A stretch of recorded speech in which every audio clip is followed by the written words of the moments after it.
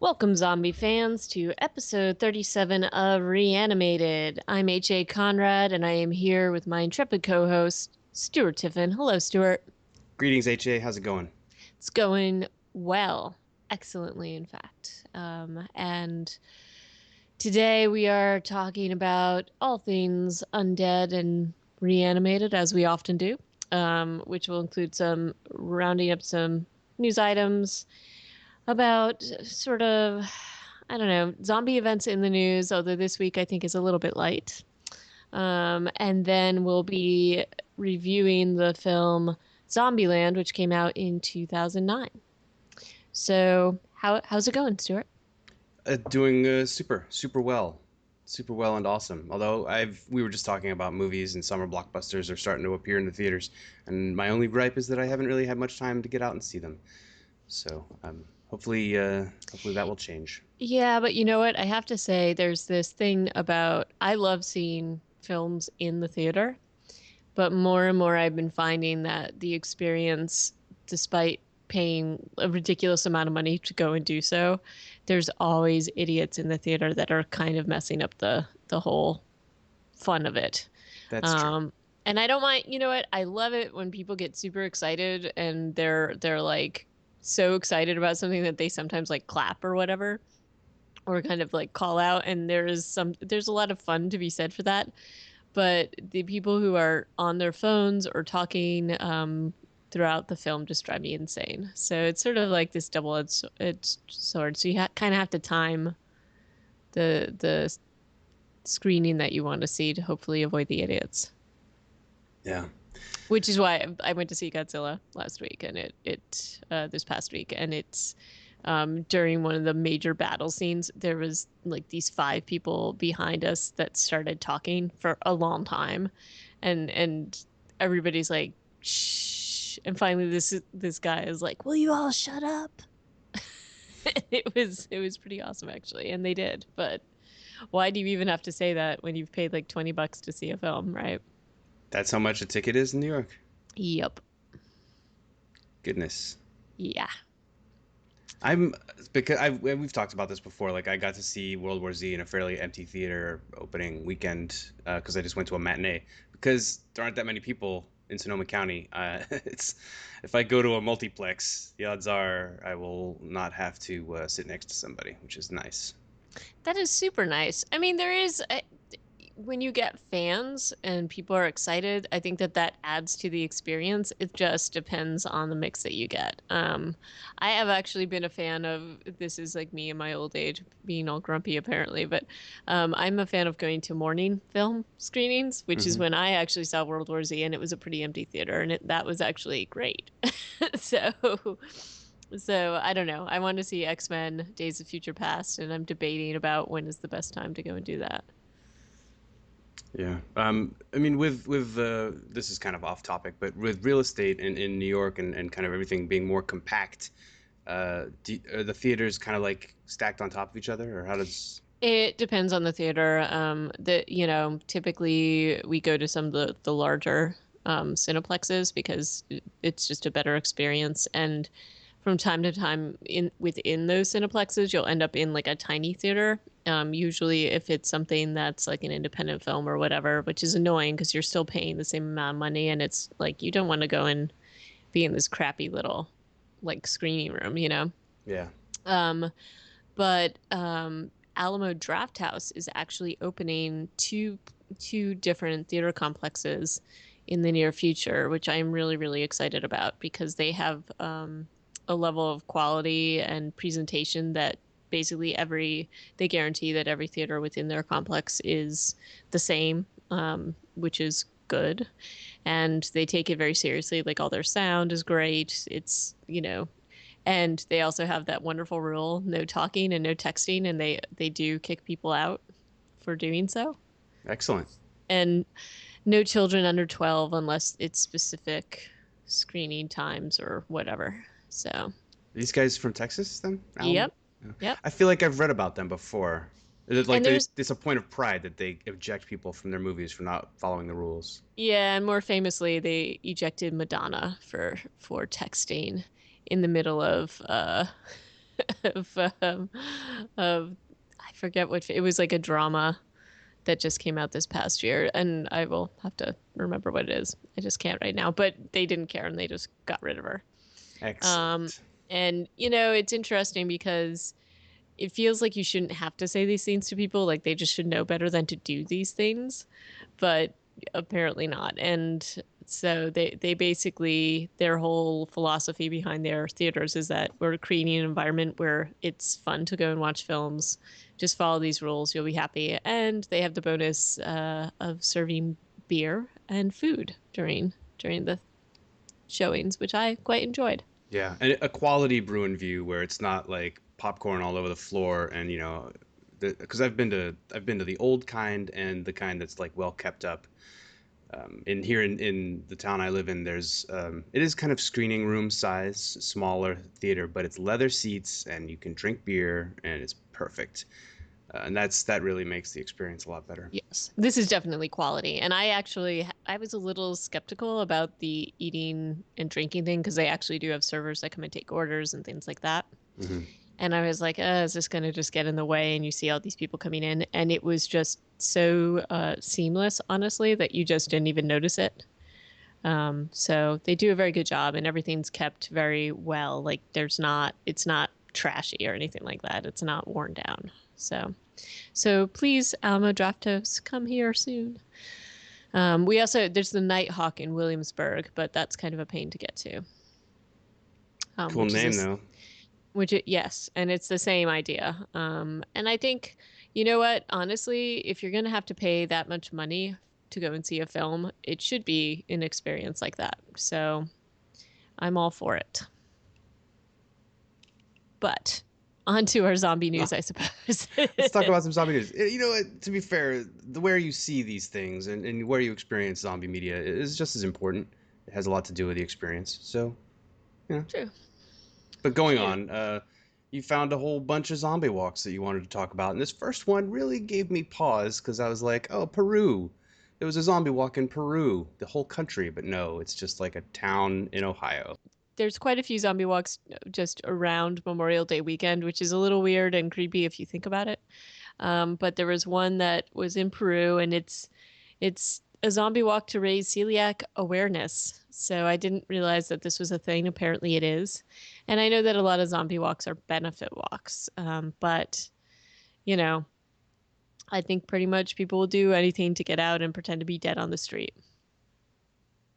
What's the deal with who doesn't know about celiac at this point? I guess is really the Yeah, question. it is really strange. I thought it was a little odd, which is why I threw it in here. But I think they just like zombies and had a kid with celiac and were like, yay, let's do a zombie awareness walk for celiac. Okay. Um, and then sadly, Boston Zombie Walk is at an end. They've been around for a while, almost a decade. They didn't do a walk last year because it was too close to the marathon bombings, and I get why they didn't want to do that. And then this year, just attendance was down. So I wonder if we're now seeing sort of the end of the zombie walks, or at least the slow lessening of them. But it doesn't appear to be thus this year, because then our friends in Cape Cod are taking up the slack. Yet another zombie awareness walk. Um, and some people were upset because it's around Memorial Day. I guess they haven't seen that the rest of the country does this apparently as well. And this particular zombie walk is benefiting St. Jude's Children's Hospital. So I honestly don't know where the sort of transition came from zombie walk to zombie benefit walk, but there you have it. The Memorial Day thing is a bit sensitive. I mean, we're basically supposed to be remembering people who've died in wars, and so to then see a bunch of dead people walking around the streets, is a bit of a miscarriage of that ideal. Oh, I think it's questionable taste without, I absolutely agree with that. That I think perhaps people should not be doing that near Memorial Day at all. But it does happen, and you see a lot of it. Especially, I've seen a lot around New York, and a lot of announcements. Like, there's actually quite a few going on in Florida. Not surprising. Um, but yeah, So that's it for Zombie Walk News. Now, our next item, I wondered if you had heard about this or participated, perhaps. Oh, and just another live stream that they've done. Mm-hmm. I've seen one of the live streams that they've done, and we've talked about H1Z1 before. This is the new game coming from Sony Online Entertainment, kind of a DayZ clone in a sandbox world, massively multiplayer. I think it might just be, yeah. And they have done a really weird approach to their marketing, where they're just basically doing it on Reddit and with the occasional live stream that is really rough. A lot of live streams tend to have like at least some production value to them, and theirs are kind of like they definitely throw it together as they go. So it's like a refreshing approach, I guess, to this kind of thing. There's less of the glitz and glamour of video game production, which might sound strange to you, HA, but it is kind of that way. There's a lot of money that goes into this. Hmm. But yeah, so they've been doing live streams and revealing elements of the game, and I guess one of the big reveals in this most recent live stream is that noise will attract zombies. Yeah. So if you make a noise in the game, then they all come running. Mm-hmm. And I mean that's great. That's good for immersion. It's not necessarily uh, groundbreakingly innovative. DayZ, I'm pretty sure DayZ features noise mechanics also, but it's obviously it's good. You want to have that in your world for sure. Yeah. Any other zombie news to report?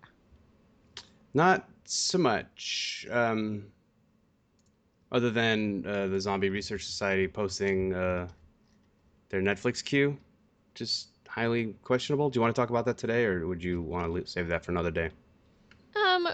We can. I guess we can save that for another day if you want to just launch into Zombieland. Yeah, okay. So let's move on to the review of the 2009 film Zombieland. What are the specs of this film, HA? So this film came out in 2009. It was directed by Ruben Fleischer. This was his first feature film, and it was written by Rhett Reese and Paul Wernick. The original idea behind the film and the script was that this was a pitch for a television series, and instead they decided to make a film out of it. It has a pretty well known cast: Woody Harrelson, Jesse Eisenberg. Although at the time he wasn't as well known, I don't think. Little he was getting there. Abigail Breslin from Little Miss Sunshine, and Emma Stone, who is now everywhere, but at the time she wasn't. She'd been in like Superbad and things like that, but she hadn't quite hit her stride yet. Mm-hmm. Um, so I mean, they had a pretty decent cast, and then they had this fantastic cameo by Bill Murray, which I think was unexpected for a lot of people. Uh, so it was, it was definitely in it's a zombie or a zombie comedy. Um, and I remember not really knowing what to expect when I went into this, and I saw it in the theater, and I was actually pretty pleasantly surprised. There were things that I didn't like about it, and I kind of chalked up to them trying to be a comedy, but overall, I was like, it was a solid piece of entertainment from my point of view. There were things that just drove me insane about it, but I think that's normal. Yeah, I don't know that I had many expectations going into it. I think I remember really enjoying it. I didn't enjoy it as much the second time viewing it. Me neither. Yeah. I had fonder memories of it than I had while experiencing it again. But some of that might also be because I saw it kind of watered down in that TV pilot that they did on Amazon Prime, Right. which And so that TV pilot followed the film, I think because the movie was so successful, they were like, "Okay, let's try our TV show now." And it was not good at all. But I thought that the filming of this film was very well done. I thought that the animation in terms of the 3D list of rules was pretty cool, and the opening credits was awesome. hmm Um, But and it was just a fun, and if you can call it a fun light zombie film, and it kind of was. Mm-hmm. Um, and it was definitely one of the better. I thought it was one of the better efforts in terms of this kind of a genre. But it wasn't the second time watching it didn't hold up as well at all. Yeah. Interestingly enough, the opening credit scene, which features a lot of slow motion action scenes, is kind of evocative of the Watchmen or Oh, Watchmen, which also came out in Watchmen, 2009. Watchmen. No, no, the And I corrected myself, but that also came out in 2009. So it did, they were and not. They must have just been doing it in parallel. they may have. And actually, when I saw the opening credits, I was like, wow, did the same person do them? Because it was so close to that reveal, and it was a similar style. I still think Watchmen's is better. Of course it is. And Watchmen covered that is like a mini movie with it. That whole Yeah. like it was amazing. In my opinion, that was probably the best part of that film. Which is kind of sad if you think about that. But I thought just the exposition, because they had to go through so much history, was pretty impressive to do it that way. And here it serves the same purpose. You're kind of seeing the downfall of society, but I also think um, it's giving you a sense of what the film is going to be. It's not going to be serious. Yeah, there's just all these vignettes. There's something caricaturesque about all of them. Like the Right. woman running with a smoothie, Right. the guy in the white tuxedo with an AK-47. They're like none of these scenes are normal or what you No, would consider something you would actually see in the streets. they're a Well, little a woman with a smoothie, maybe you would, but why is she buying a smoothie in the zombocalypse? right, right. And it's a little bit it reminded me a little bit of Sin City as well, that comic book look.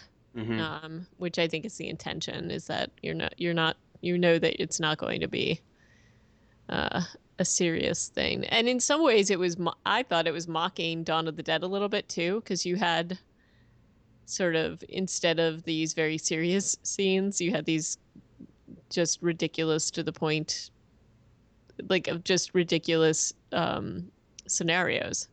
Yeah, it's based. Um, Yeah, of course, it's mocking all zombie films, but right. yeah, like in every scene that there's a zombie, there's basically at least one like wacky zombie that, like the Charlie Chaplin zombie outside the Right. Man's Chinese Theater in L.A. or these kinds of things. So yeah, they never let you forget that it was still a comedy, even though it is, I guess, very much a black comedy or dark Yeah. at least.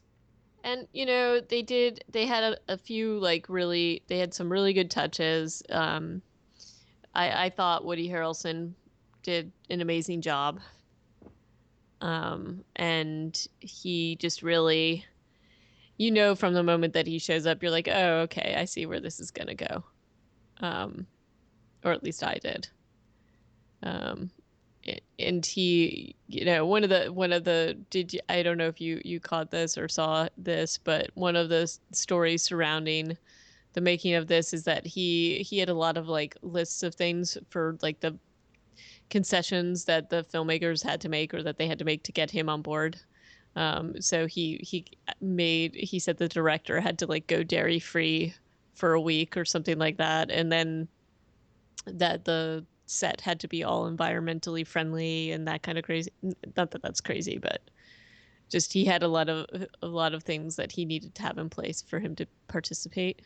He does have a line about something not being ecologically sound in the film, right? Yeah, yeah, and I think that was playing fun with that a bit. And then, like, apparently the hat he was wearing it was from this company that does like makes hats out of like old tires and stuff. And so he had all that stuff going on. And then shortly after making the film, he actually got into a pretty harsh altercation with some photographer at the airport, and said that he was still in his character mode and thought that the photographer was a zombie. Okay. Yeah, like so I don't know if he was just trying to get out of that, but I remember reading that and being like, wow, impressive, Woody. Good job. Um, but yeah, so there's there was that stuff going on. I think it was clear that the cast had a lot of fun with this, and throughout the film, they have these scenes where they're trashing stuff, and it looks like it was a lot of fun. Probably not for the people who had to clean up afterwards, but the destruction was fun. That one scene in the souvenir shop in Hmm. Arizona, it seemed a little bit weird, and maybe this is just me going to like a weird like liberal guilt place, but when they're like smashing up uh, like a shop that sells Native American art, I was like, well, that doesn't seem quite right. No, it doesn't, and I think it was done on purpose. I mean, But most of it was crap, like snow globes and mass produced crap, but I just wasn't really sure what the message was there beyond just, breaking stuff is fun and it's nice catharsis. yes, I thought the same thing, but I also thought that they were trying to just, I don't know, show how insane um, they could be. But, um, and that all that stuff just didn't even matter anymore. Did you notice that the whole film was shot in Georgia? I did notice this. So Georgia already setting itself up to be the zombie location to make the good stuff because Walking Dead is all at least set there, and I'm pretty sure it's all filmed there too. It is. And I think, it's probably a much more inexpensive place to shoot these kinds of productions. And also probably to get a ton of people for a lot less money than, say, Chicago, like any of the major cities that you would normally film in. Like, I know a lot of the major metropolitan areas have given some tax breaks to filmmakers, but they're still competing with the whole Canadian and Australian film industry in terms of, like, because those countries give enormous tax breaks and enormous cost breaks to people making films. So I think Georgia has pretty much pulled out all the stops to make it attractive to film there. Yeah, well, it's working. And It is. honestly, the part of that that surprised me the most was when they're in L.A. or Beverly, they're in 90210 or whatever, Beverly Hills. Mm-hmm. Do you think that that was filmed in Georgia too? Because it seemed the credits at least said filmed entirely in Georgia. So I'm curious what street in Georgia looks just like, you know, Yeah, uh, right. right? So Um, I was thinking the same thing. I wondered if they had just done, um, you know, a few very brief shots there. But because it did look very convincing. yeah, yeah. And I assume that well, do you want to talk a little bit about the plot? I mean, there isn't too much to the plot. No. Uh, it follows the story of Columbus, Jesse Eisenberg, a shut-in who plays a lot of World of Warcraft until the zombie apocalypse, living on pizza and Mountain Dew, and still somehow only weighing like 120 pounds. Um, and he only has survived because he's OCD essentially and has all these lists of rules, which we talked about. And those are really, like you said, really well presented in 3D in the film. And these rules consist of like always check the back seat, do cardio, beware bathrooms, double tap. Good rules. Definitely good roles. I especially liked the cardio, the first example of that. Yeah, When he has to run around the parking lot and he drops his keys and then has to do another circle around. yeah. It's a very clever the way they do it. And I have an answer to your question about the LA shots. Mm-hmm. They did do one day in Hollywood. Okay. So I was gonna say Um, that seemed a little too. It looked just like what I've never actually yep, driven down that street, but every time I've seen it it, it looked a looks little just like too that. real. Yeah, so they had to do it one day apparently. Mm-hmm. And that's all they had, so they had to make sure everything worked really well. So, but everything else was pretty much elsewhere. And then the mansion, the Bill Murray mansion, was there too. So, and apparently, if you were, in the mood to put out almost $20 million, Um, oh no, sorry, it was in Atlanta, Georgia. Georgia. Um, it uh, it was from one of the people who was his wife was in Real Housewives of Atlanta or something like that. Oh boy. So that's where the house was. But it was pretty convincing, though. Yeah, no, I was believing it. Things that I didn't believe were well, there actually were surprisingly few zombies in this film. Right. I mean, they pretty much blew their load in the beginning. That's like kind of, sorry, maybe I shouldn't say No, that. it's no. I'm not laughing because yeah, I get it. Yeah, it seems like the title credits probably they used up all their extras and on these like very detailed zombie shots. Well, I mean, they had the two huge zombie scenes were the beginning and then the end. Yeah, And then they kind of use them very sparingly the rest of I the mean, film. most of the middle of the film is them driving around and it's just everything is just deserted. There's no zombies, and then suddenly they turn on the theme park lights and a few hundred zombies show up. But in a Right. way, like I kind of actually appreciate this approach because if you well, there's a few ways to go with this. If you go far enough away from the zombie apocalypse and you subscribe to the idea that most zombies will eat a person to the point where they cannot reanimate, there would be actually not necessarily millions of zombies in a Well, zombie apocalypse. and also they imply that this is not necessarily the dead reanimating. Right. Yeah, that's the other thing. These This are is disease, so you slightly would non-canonical. right. So you would imagine that some of these people are not going to be moving around because eventually they will die, or it's implied. They don't ever get into that too much, but the one there were a couple of things that I just bothered me. um, and I guess maybe depending on how quickly this happened, which I guess it seems like it happened pretty quickly. But a couple of the grocery stores or whatever that they go to are so fully stocked Yeah. that, especially the main grocery store where they run into Wichita and Little Little Rock. Rock, is so fully stocked, and they just don't even take the supplies. That for it just irked me. Well, Um, there's yeah, their ability to survive without I mean they're all about traveling light. Where do they get all their ammunition? They're constantly shooting their guns right, for right. fun basically. Don't you like you just have to kind of turn off that part of your I know brain. you do. I know you do, but it's still that was the part of my brain that would turn on that, and they're just they never set up lookouts. They never set, and I know it's a comedy and you have to turn that off, but it was still giving me a ton of anxiety, especially when they're in the like the Bill Murray house. Hmm. And even when they were in the the gift store where they cause a lot of havoc, I just kept thinking that there was going to be some sort of zombie attack, and I was just stressed out watching it. Yeah, I was But stressed out more when Jesse Eisenberg runs into a haunted house with a bunch of zombies yeah, chasing him. that too, which was actually pretty genius if you think about it. And I did really enjoy the whole use of the theme park with the zombies was very well done.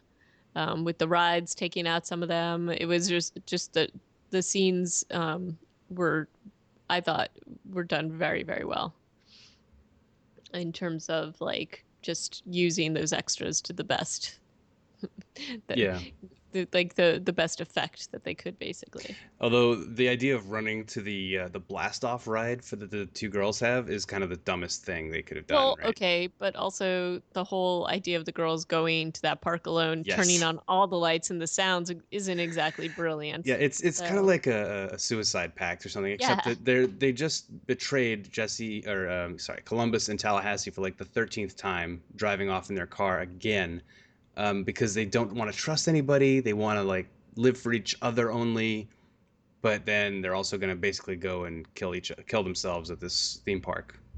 Doesn't right. not kind of a plot hole there, but again, we have to not really be too critical about the Yes. logic, and maybe that's part of the reason why you and I at this point are a little too keyed up for those points, and so the movie doesn't quite work for us at this. Now that we're such zombie experts.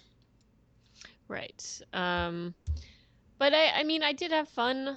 I had fun watching it. I actually was really impressed that they got Bill Murray to do the cameo in this film and also got him to make so much fun of himself within that little appearance. Apparently, most of his lines were totally ad-libbed. Yeah. And I know that they had quite a few people that they had thought about um, to play that role. I guess originally it was supposed to be Patrick Swayze. That would have been pretty cool. It would have been. It makes me sad that they couldn't get that to happen because I think his health at that point was just too terrible. But I thought that it was at least for me it was unexpected because I think I saw this opening weekend. Um, but it was they're making fun of Ghostbusters throughout it. It's just so good. Yeah. Emma Stone's New York woman with the big Yeah. glasses was very good. And maybe because um, Ghostbusters is now this year. I think it's its like 20th anniversary. It's just kind of funny that I mean that was 2009. So just the fact that they were using that just shows you a little bit of how iconic that is in our culture. Yeah. There were a couple of topical things that they brought up. One was Hannah Montana. That was a very brief little clip when they're in the car. They were Yep. doing their like getting to know you montage. And there was another one in the title credits. It was a bride and groom or wedding scene, and it was basically ripped straight from like a viral video that had gone around probably in 2009 or 2008 of a bride and a groom falling off their dais or whatever into a pond. Mm-hmm. Do you remember this viral video at least, or Yes. and Yes, I yeah, do. and you saw the scene in the title credits. It was like, holy shit, they're actually okay. That was definitely a sign that this was not going to be your average zombie film because it was like, Right. yeah. So there's a couple of things that probably aren't going to really stand up to the test of time, and they must have known that when they were putting these gags into the film. Yeah, they must have, but it's still good fun. I know that there has been some talk of a sequel to this, but I mean, from what it sounds like from the other cast members, they don't plan to return and they didn't want anything to do with that pilot on television, understandably. But I don't know that they necessarily need to make a sequel to this. No, I feel like they've covered pretty much everything they need to. Because yeah, where does it go from here? And that's the problem that the pilot ran into for the TV show because they tried to pick up, and now their mission was to find other living people. Right. So, I mean, I just think that they need to I hope that they don't do that. so, so we shall see. And it seems like everybody else has other things to work on. So, you know, I think they can stop here. Yeah. Are you in agreement? I am. I don't think we need to see another Zombieland. But if they make one, of course I'm gonna happily go watch it. Of course you will. Because that's what we do. That's what we do. Uh, do you have anything else you want to say about Zombieland? You know what? Not really. So I think this is going to be a pretty short show. How did we manage that? I don't Golly. know. It, Um, yeah, but it's a perfectly enjoyable film. It's just the storyline is kind of prosaic. Uh, there are good characters though. I don't want to like sell it short. I feel like none of these characters were annoying or underdeveloped. Like the two girls are or sold as being smarter than the two guys, but the two guys are a lot of fun and have great chemistry, and all four of them together have good chemistry as they showed in that montage scene in the car. yeah, definitely. It's just altogether it's a kind of a small story told over 2 hours. Yes. But It's a fun story. I'd recommend it as a fun summer movie. But I don't think much more analysis needs to be done. Um, but would you like to talk about what we are reviewing for next week? Well, sure. Yeah, zombie fans should join us again next time when we delve into one of my favorite films of the last couple years. Joss Whedon had his hands on it. I don't remember if he was the director or producer, and it is Cabin in the Woods. Um, he uh, he wrote this, I thought, with what's his face, Drew Goddard, So who neither producer nor director. he was a writer. Okay. He might have been a producer on this too. He usually produces some of his stuff. Um, but Drew Goddard worked a lot on like Buffy and things like that. Hmm. So I guess they were old friends, but um, you know, I can't wait to talk about this with you because I really enjoyed it. Yeah, me too. And so that's what we're going to talk about next time. And so you should join us then. And in the meantime, thanks to our friends at Squarespace. Did we forgot to do that, didn't we? We did. Go for it. The all-in-one platform that makes it easy to create your own website. Squarespace, making websites. Squarespace, we love you. We're sorry we forgot you at the beginning of our show, but thank you very much for sponsoring us.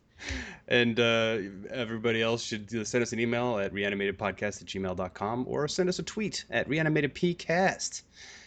And you can check out our website at reanimatedpodcast.com. Woot.